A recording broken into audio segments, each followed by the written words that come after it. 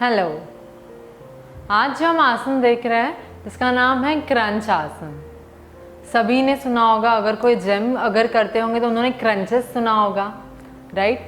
तो हम समझते हैं क्रंच आसन का मतलब क्या होता है।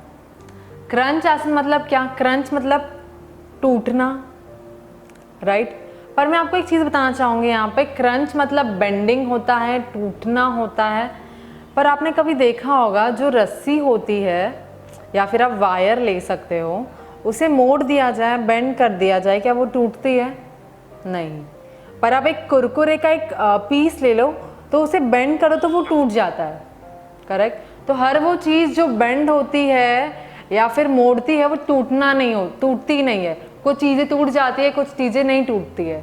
तो बेसिकली मतलब क्या है क्रंच आसन का? जहाँ से तोड़ो वहाँ से टूट जाए। समझ आ रही है चीज़ें? इसमें भी हमारे पास वेरिएशंस है। तो पहला वेरिएशन हम देख रहे हैं, चलिए आ जाइए, लाइंग ऑन बैक।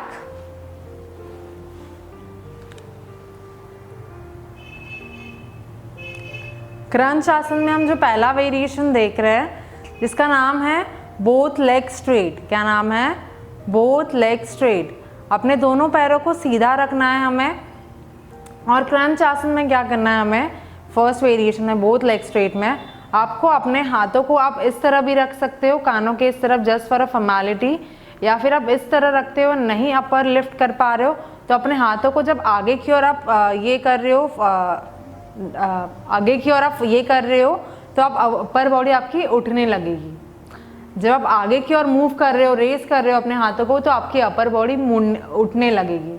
रेज आप जितना कर पा रहे हो अपनी अपर बॉडी को, उस तरह उठ के बैठना नहीं है, जितना आप उठ पा रहे हो उतना। ध्यान रखिए, आपको आपके बैक से नहीं उठना है, आपको आपके कोर से उठना है। कुछ लोग सिर्फ शोल्डर की ओर तक उठ पाते हैं इतना, कुछ लोग इतना उठ पाते हैं, राइट। तो जो जितना उठ पा रहा है उतना, ग्रेजुअली आप एडवांस होते रहोगे, करेक्ट। तो जो सिर्फ जिनके किसी के शोल्डर उठ पा रहे हैं, किसी और कुछ और ज़्यादा उठ पा रहे हैं, ओके, पर ग्रेजुअली आपका एडवांस होगा। प्लीज़ ट्राई मत कीजिए कि आप अपने बैक से उठे, ट्राई कीजिए कि आप अपने कोर से उठ रहे हैं। गर्दन पे ज़्यादा प्रेशर नहीं देना है उठते वक्त, हाथों पे ज़्यादा प्रेशर नहीं देना है, करेक्ट। सपोर्ट ले रहे हैं हम पर प्रेशराइज नहीं करना है उसको, ठीक है। तो करेंगे हम अगेन बैकवर्ड, अपवर्ड, अपवर्ड,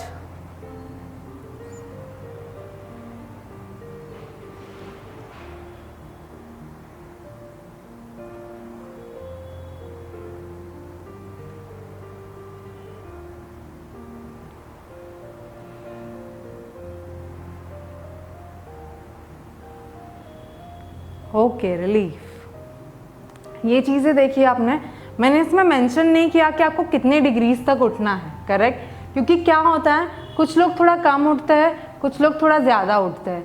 पर ध्यान रखिए हम इसमें 45 डिग्री से ज़्यादा उठ नहीं पाएंगे, तो उससे कम। तो डिग्रीज मेंशन मत कीजिए, आप जितना उठ पा रहे हो उतना उठिए। ग्रेजुअली आपका एडवांस होते रहेगा। समझ आ रही है चीज़ें? ये समझ आई? नेक्स्ट जो हमारा सेकेंड वेरिएशन है क्रंच आसन का, वो है बोथ लेग्स फोल्ड। जैसे हमने देखा बोथ लेग्स स्ट्रेट में, उसी तरह हम देखेंगे बोथ लेग्स फोल्ड में। तो क्या करना है, दोनों पैरों को फोल्ड रखेंगे।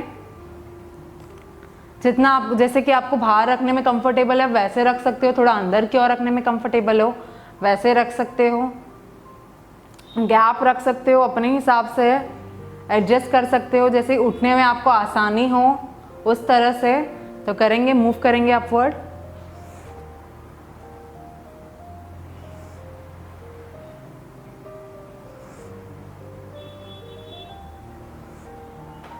ध्यान दीजिए कि आपको अपने गर्दन पे प्रेशराइज करके नहीं उठना है, हाथों पे जोर डालते हुए नहीं उठना है, आपको आपके कोर से उठना है, बैक पे प्रेशर मत डालिए, करेक्ट। चलिए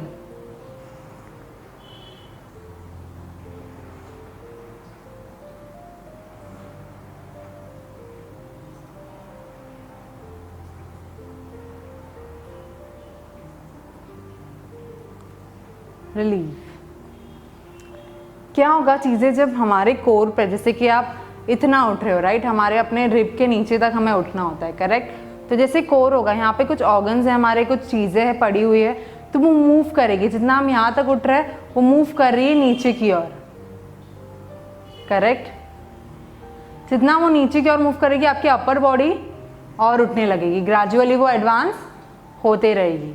तो ये मत सोचिए कि हम कितना उठ पा रहे हैं, जितना आपका हो रहा है उठना उठिए। रोज़ प्रैक्टिस जब आप करोगे तो वो एडवांस होती रहेगी। समझ आई? तो हमने ये देखा बोथ लेग्स फोल्ड, क्रंच आसन। मैंने डिग्रीज मेंशन नहीं किए, ध्यान रखिए। नेक्स्ट है हमारा इसमें स्टार क्रंच, थर्ड वेरिएशन हमारा क्रंच आसन में स्टार क्रंच। तो इसमें क्या आपको एक स्टार जैसे बनना है। तो स्टार कैसे होता है, पैरों के बीच गैप रखिए आप। गैप कितना रखना है, जैसे मैं बता सकती हूँ कि शोल्डर लेंथ से ज़्यादा आप गैप रख सकते हो, या फिर उससे ज़्यादा रखना है तो उससे ज़्यादा, या फिर थोड़ा कम तो थोड़ा कम। फॉर एक स्पेसिफाई करने के लिए मैं बोलूँगी कि शोल्डर लेंथ से थोड़ा गैप ज़्यादा आप रख सकते हो। एंड हाथों को कुछ इस तरह ऊपर की ओर, जैसे हम पैरेलल रखते हैं राइट शोल्डर से, पर उसके थोड़ा और ऊपर की ओर हम रखेंगे। रखा है हमने। फिर क्या करना है आपको, इसमें आपका alternate leg and hand touch करेंगे। जैसे कि मेरा लेफ्ट हैंड जो है, लेफ्ट हैंड के फिंगर्स मेरे राइट लेग के टोस को टच करेंगे। मतलब आपकी लोअर लेग भी उठ रहा है साथ ही में साइमल्टेनियसली आपका अपर हैंड भी उठ रहा है, and lower body and upper body साथ में उठ रही है। ध्यान दीजिए, ऐसा ना हो कि आपने पैर ज़्यादा उठा लिए ना अपने हाथ कम उठा रहे हो, दोनों एवरेजली आप उठाओगे। समझ आ रही है? Right hand left leg, left hand right leg. Clear है? तो चलिए करते हैं। जैसे पाम्स आप डाउनवर्ड रखना है तो पाम्स को आप डाउनवर्ड रख सकते हो, या फिर हथेलियों को आपको ऊपर रखिए और रखना है तो वैसे भी आप रख सकते हो। करेक्ट? तो चलिए करते हैं।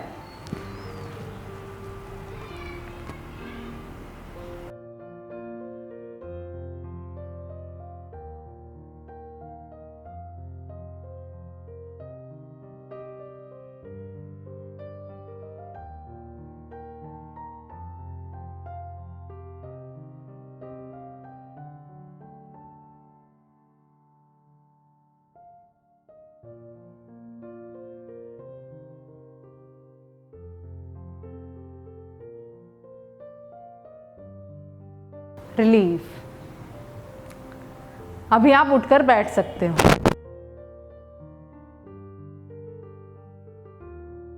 ये देखा हमने क्रंच आसन, जिसमें हमने 3 वेरिएशंस देखी। पहले हमने देखा बोथ लेग स्ट्रेट रखते हुए, तो हमने क्या किया, हाथों के थ्रू हमने थोड़ा, जैसे आप हाथों को कुछ इस तरह, अगर आप कंफर्टेबल हो उठने में तो हाथों को आप कुछ इस तरह कानों के इस तरफ आप रख सकते हो एंड उठ सकते हो। अगर आप इस तरह नहीं उठ पा रहे हो तो हाथों के थ्रू हमने कुछ उठने की कोशिश की है, करेक्ट, जिसमें आसानी होगी आपको अपवर्ड रेस करने में, upper body easy way. Correct? मैंने आपको डिग्री स्पेसिफाई नहीं किए, कुछ लोग कम उठ रहे होंगे, कुछ लोग ज़्यादा उठ रहे होंगे। एज पर ग्रेजुअली आप जब प्रैक्टिस करोगे तो वो एडवांस की ओर बढ़ता रहेगा। सेकेंड हमने देखा बोथ लेग्स फोल्ड में, सेम उसी तरह हमने चीज़ें की step wise. Next third one देखा हमने स्टार क्रंच, पैरों के बीच हमने थोड़ा गैप रखा शोल्डर लेंथ से ज़्यादा, या फिर आपके अपने कंफर्टेबल के हिसाब से आप एडजस्ट कर सकते हो, गैप कम ज़्यादा। हाथों को हमने पैरेलल जैसे सीधा रखते हैं उसका थोड़ा और ऊपर की ओर हमने रखा। करेक्ट? फिर हमने क्या किया, हमारी upper body and lower body साथ में उठ रही है। जैसे कि मेरा राइट हैंड लेफ्ट लेग के टोस को टच कर रहा है, लेफ्ट हैंड राइट लेग के टोस को टच कर रहा है। अगर आप नहीं टच कर पा रहे हो तो आप कितना ऊपर तक उठ पा रहे हो, टच करने की कोशिश कर पा रहे हो। समझ आ रही है चीज़ें? इतना ही। Thank you.